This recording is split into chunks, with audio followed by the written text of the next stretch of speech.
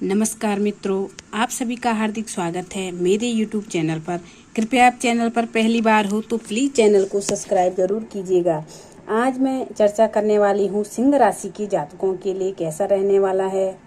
राहु के नक्षत्र परिवर्तन के प्रभाव कैसा रहेगा। देखिए, अगर आप कुंडली देखें सिंह राशि की, तो सिंह राशि राहु का जो गोचर है वो आपके अष्टम भाव में है, यानी 12वीं राशि में है। अष्टम भाव में राहु है और राहु उत्तर भाद्रपद नक्षत्र में प्रवेश कर चुके हैं जुलाई के महीने में।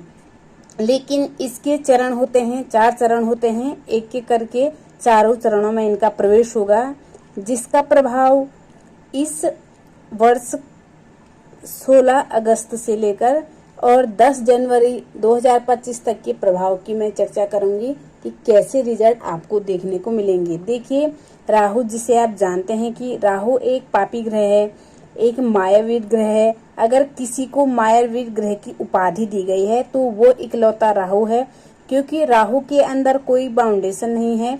राहु जो करेगा बहुत अधिक मात्रा में करता है, मायावीर तरीके से ही करता है। और अभी जो भी प्रेजेंट समय अभी चल रहा है, ये राहु का ही समय है। अभी क्या है, अभी टेक्नोलॉजी है, और ये टेक्नोलॉजी क्या है, ये जो सोशल मीडिया है, ये सब कुछ राहु है। और राहु किसके नक्षत्र में गए हैं? उत्तर भाद्रपद नक्षत्र में, जो कि शनि का नक्षत्र कहा जाता है।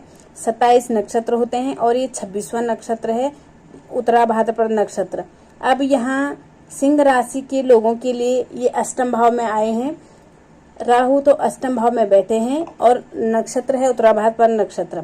अष्टम भाव क्या होता है, सबसे पहले आपको ये जानना जरूरी है। आपकी हमारी कुंडली का जो अष्टम भाव है वो क्या है?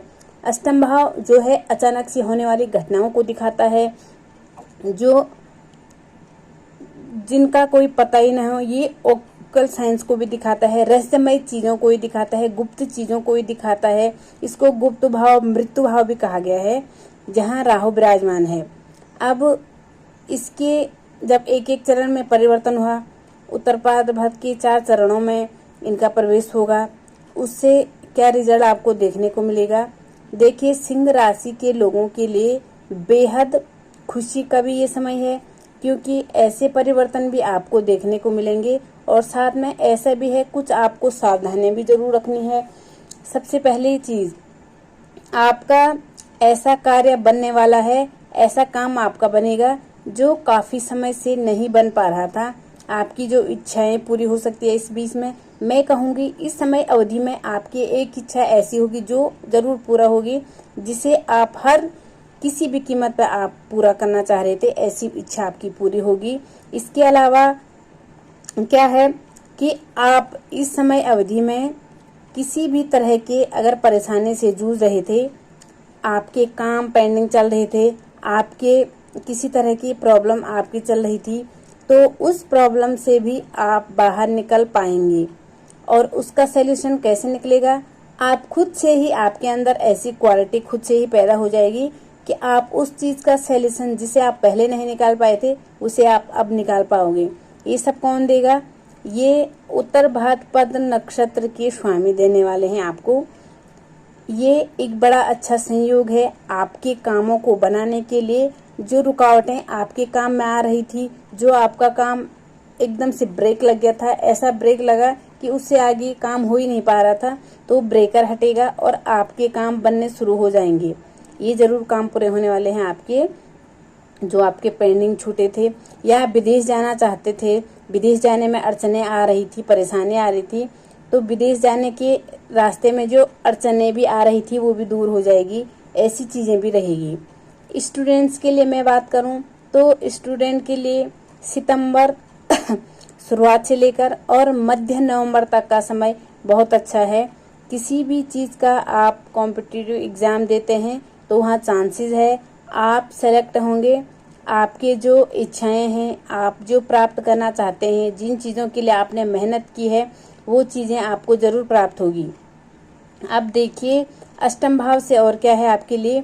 यहाँ पैतृक संपत्ति प्राप्ति का भी जबरदस्त योग बन रहा है। लेकिन ऐसा नहीं कि सब लोग ये समझ कर रखें कि हमें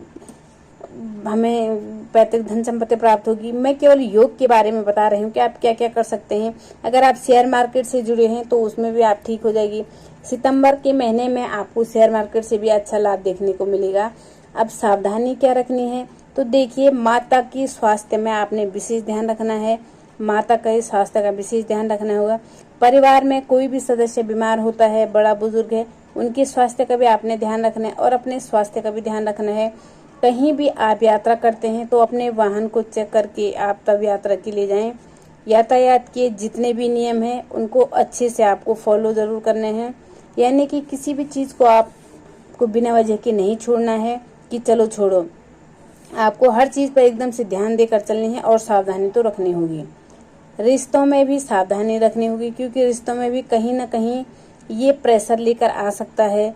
और साथ में मैं ये कहूँगी कि कुछ समय अब सितंबर से ऐसा भी रहेगा कि धन तो आएगा ही, पैसा तो आएगा, लेकिन रॉकेट मनी की आप में कमी हो जाएगी। ऐसी स्थितियाँ भी आपके लिए बन सकती है। और खासकर जो महिलाएं हैं, जो हाउस वाइफ हैं, उनके लिए ज़्यादा प्रेशराइज समय होगा ये। राहु की मैं बात कर रही हूँ, तो राहु की बात कह रही मैं तो ये जरूर बात कहूँगी कि राहु एक गुप्त ग्रह है और ये भी एक गुप्त भाव है। तो गुप्त धन की प्राप्त की, गुप्त धन क्या होता है, जिस धन का आपको न पता हो। कोई ऐसी प्रॉपर्टी आपको मिल जाए जिसका पता ना हो, कहीं ऐसी जगह से आपको धन मिल जाए जो आपको पता ना हो, ऐसी जगहों से भी आपको धन की प्राप्ति होने वाली है। ऐसी चीज़ों के लिए ये बहुत अच्छा है। राहु का नक्षत्र परिवर्तन बहुत अच्छा समय है ये। बस सावधानी रखते हुए भी चलनी है और साथ में भगवान शिव की आराधना भी आपको करनी है। भगवान शिव की आराधना करें समय समय पर और भगवान शिव को शिवलिंग का अभिषेक करते रहें। ये बहुत ही पावरफुल चीज़ें हैं। थोड़ा सा आपको कहीं ना कहीं बीच बीच में ऐसा रहेगा कि आपको गुस्सा ज़्यादा आना, आप पर क्रोध बढ़ना, जिद्दीपन स्वभाव में आना, ऐसी स्थिति में आपको राहु का छोटे छोटे से उपाय वो भी ज़रूर करने हैं। अगर आपके घर में कुछ काम करने वाले लोग हैं, मेड हैं या कोई ऐसे लोग हैं, तो उनको समय समय पर मदद ज़रूर करें। खाने पीने की चीज़ें देते रहे, फाइनेंशियली उनको थोड़ी हेल्प करते रहें। एक ये होता है कि सैलरी आप दे रहे हैं तो उसके अलावा भी आप उनको थोड़ा सा उनको भी खुश रख सकते हैं। छोटे छोटे उपाय हैं जिनसे राहु प्रसन्न होते हैं। कुछ आपके घर की जो इलेक्ट्रॉनिक चीज़ें हैं उनका भी अच्छी चीज़ से ध्यान रखना है। इलेक्ट्रॉनिक चीज़ें हैं, सोशल मीडिया है, अब कम्युनिकेशन है, जितने भी ये, तो ये क्या है, ये सब राहु है। और राहु अनलिमिटेड चीज़ें देता है। राहु का कोई बाउंडेशन नहीं है। राहु जब देता है तो खुल के देता है। राहु ऐसा नहीं कि किसी भी चीज़ पर रुक जाएगा, आपने जो सोचा वो आपको प्राप्त हुआ और नहीं। राहु जब देगा तो बहुत ज़्यादा सोचेगा और व्यक्ति बहुत ज़्यादा सोच विचार करेगा, बहुत आइडियाज़ उनके पास होंगे, क्योंकि राहु के पास दिमाग है, राहु के पास सिर्फ धड़ यानी सर है, जो ऐसे सोचने का कार्य करता है। धड़ नहीं है, धड़ केतु है। तो अब आध्यात्मिक तौर पर काफ़ी सक्रिय रहेंगे। धर्म कर्म की चीज़ों से भी आप जुड़ पाएंगे। पूजा पाठ में भी आपका मन रहेगा, क्योंकि कहीं ना कहीं जो ये नक्षत्र है ये एक आध्यात्मिक नक्षत्र है। आध्यात्मिक तौर पर भी आपको सक्रिय रखेगा। तो बाकी ओवरऑल मैं कहूँगी अच्छा है, धन के मामले में अच्छा है। थोड़ा बीच में आपको ध्यान रखना है। नवंबर का महीना बहुत अच्छा है विद्यार्थियों के लिए और सितंबर का महीना भी अच्छा है। जब इस वर्ष का अंतिम समय चलेगा यानी कि दिसंबर का महीना आएगा, तब फाइनेंशियल कंडीशन आपकी अच्छी होगी। शेयर मार्केट से भी अच्छा लाभ देखने को मिलेगा। अच्छा, माता के स्वास्थ्य का इस समय आप जरूर ध्यान रखें। उन्हें कोई भी हेल्थ इशू चल रहा है या उन्हें लग रहा है कि उनकी प्रॉब्लम आपको लग रही है, तो उसको इग्नोर ना करें, समय पर ध्यान दें। इन चीज़ों का आपको विशेष ध्यान रखना है। और रिश्तों में भी थोड़ी सी अपनी वाणी पर आपको कंट्रोल करना होगा। वाणी जो हमारी है हमें अच्छा भी बनाती है और वाणी हमें बुरा भी बनाती है।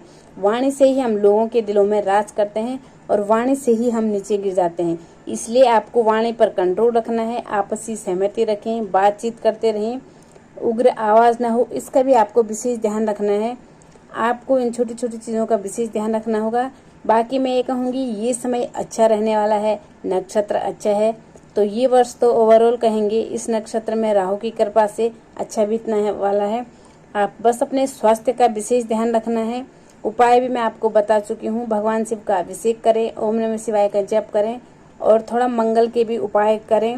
मंगलवार के दिन हनुमान चालीसा का पाठ कर सकते हैं। थोड़े से उपाय हैं, करते रहिए और